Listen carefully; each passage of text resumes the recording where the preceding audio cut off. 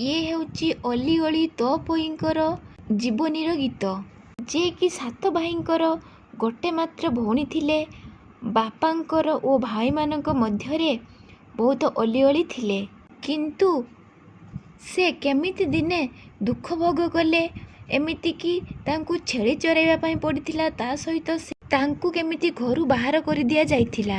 ତା ମଧ୍ୟରେ ସେ ଖୁଦୁରୁକୁଣି ପୂଜା କରିଥିଲେ। ପ୍ରାଚୀନ ଉତ୍କଳେ ଧନେଶ୍ୱର ନାମେ ଥିଲେ ଜଣେ ସୌଦାଗର। 7 ପୁତ୍ର ତାଙ୍କ ଏକମାତ୍ର କନ୍ୟା, ତୋପୋଇ ନାମ ତାର। ସାଧବ ଘରର ଅଲି ଅଳି ସେଇ ଅତି ସୁଶ୍ରୀ ସୁକୁମାରୀ। 7 ଭାଇଙ୍କର ନୟନର ତାରା ତୋପୋଇ ସୁନା ପରି। ବିଧବା ବ୍ରାହ୍ମଣୀ ଜୀବନେ ତାର ଖଳଗ୍ରହ ରୂପେ ଆସି ଛଡ଼ାଇ ନେଲା ତ ଜୀବନରୁ ତାର ସବୁଯାକ ହସ ଖୁସି। ଧୂଳି ଖେଳ ବେଳୁ ଖରାପ ନଜର ପକାଇଲା ତା ଉପରେ, ଥଟ୍ଟା ପରିହାସ କରି କହିଥିଲା କୁଳେଇ ଦେଖି ହାତରେ।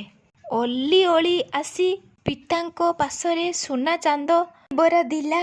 ଚାନ୍ଦ ଗଢ଼ା କାମ ସରିବା ଆଗରୁ ପିତାମାତା ହରାଇଲା।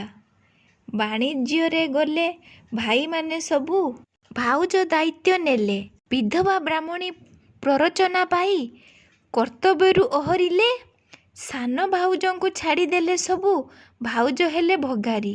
ଅତି କଷ୍ଟ ଦେଇ ଛେଳି ଜଗେଇଲେ, ବହୁ ଅତ୍ୟାଚାର କରି ଖାଦ୍ୟ ଦେଲେ ନାହିଁ ପେଟ ପୂରା ତାକୁ, ମାଡ଼ ଗାଳି ପ୍ରତିଦିନେ।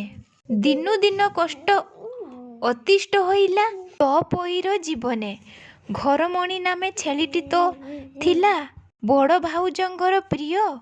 ହଜିଗଲା ଦିନେ ବନସ୍ତ ମଧ୍ୟରେ ତୋପୋଇ ଚିତ୍ତେ ଭୟ।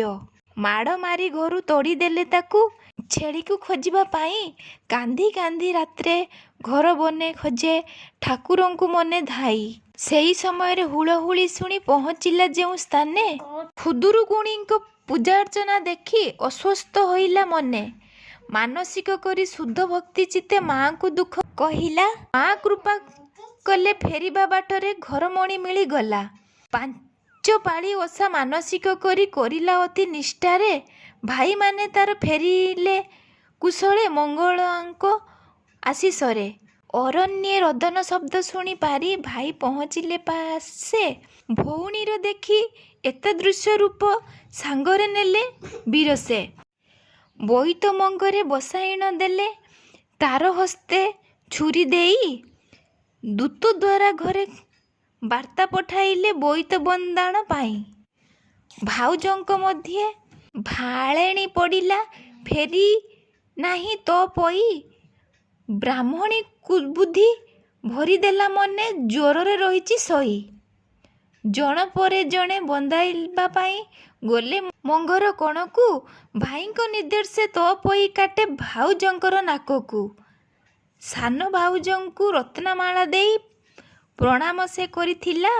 ସାନ ଭାଉଜଙ୍କ ସାଥ୍ୟ ହରଷରେ ଗୃହକୁ ଫେରି ଆସିଲା।